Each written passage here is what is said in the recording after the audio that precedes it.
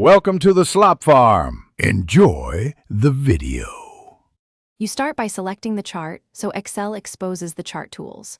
Click directly on the axis you need to change, X or Y, so Excel knows which axis to format. Once selected, right-click and choose Format Axis, or use Chart Elements Axis options to open the pane.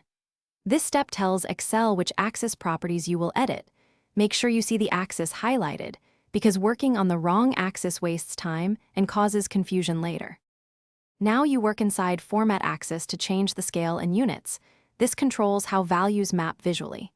Set minimum and maximum explicitly when you need a fixed range, or leave auto if your data varies. Change major and minor units to adjust tick spacing, for example, use 1 or 0. 5 for denser ticks.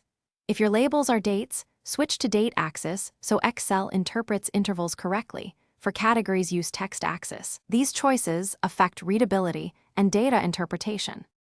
Finish by formatting labels and position for clarity. Pick number format like %, currency, or a custom format so readers understand units.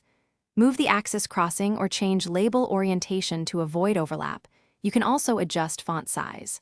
Once done, review the chart with actual data to confirm the axis behavior reflects the dataset. If something looks off, make sure data types are correct and no hidden rows or filters are altering values. Correcting source data usually fixes most axis problems. Thanks for watching. Consider subscribing if we helped you today.